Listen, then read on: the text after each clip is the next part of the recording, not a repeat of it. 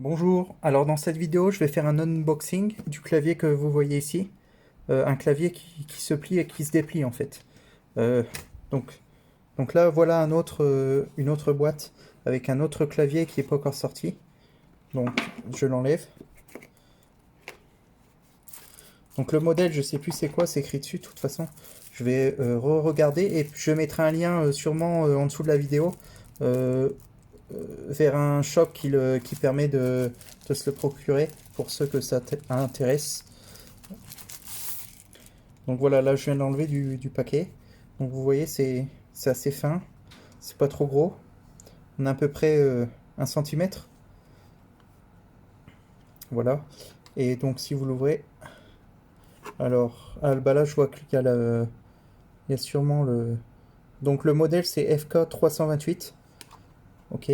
C'est magnétique, donc c'est-à-dire que ici, là, il y a une force magnétique quand je l'ouvre. Donc vous ouvrez le clavier comme ça. Et voilà, ça donne ça. Donc là, vous avez l'exemplaire qui est utilisé sur Windows. C'est aussi compatible Android et a priori iOS. Je n'ai pas pu tester iOS, mais ça marche très bien sur Android et Windows en tout cas. Euh, donc franchement, pour l'instant, le peu d'utilisation que j'ai fait, j'ai rien à dire. Le seul petit souci au niveau de... Mais il faut s'habituer, c'est que la touche ici, vous voyez, elle est plus petite que les autres touches. En fait, la disposition du clavier est légèrement modifiée sur cette zone-là à cause de la cassure au milieu, qui permet de plier et déplier. Sinon, pour l'instant, rien à dire, le clavier marche très bien. Je ressens pas une grosse latence. Je ressens même pas du tout pour l'instant, mais il faudrait que j'essaye de jouer à des jeux avec. Et ensuite, vous avez la connexion Bluetooth. Alors là, on voit pas bien. Voilà. Connect, donc là, pour se connecter en Bluetooth, là, il y a le voyant Bluetooth de connexion et juste à côté, le voyant de chargement. Donc, le chargement, c'est micro USB. Je crois que ça s'appelle comme ça. Et vous avez on-off. Donc là, il est sur off, donc ça consomme pas sa batterie.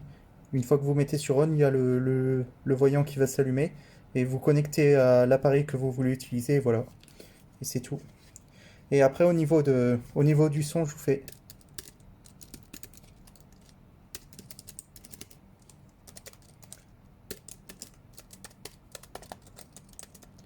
Voilà, donc ça, c'est le son.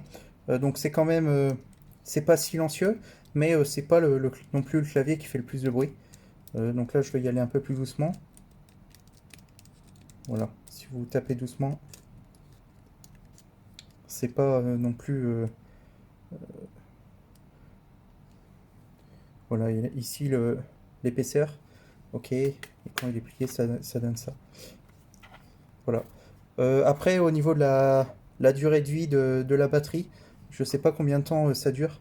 Je viens juste de l'essayer. Bon, pour ça a l'air de durer longtemps, mais je crois que sur le site c'est écrit 4 heures. Donc voilà.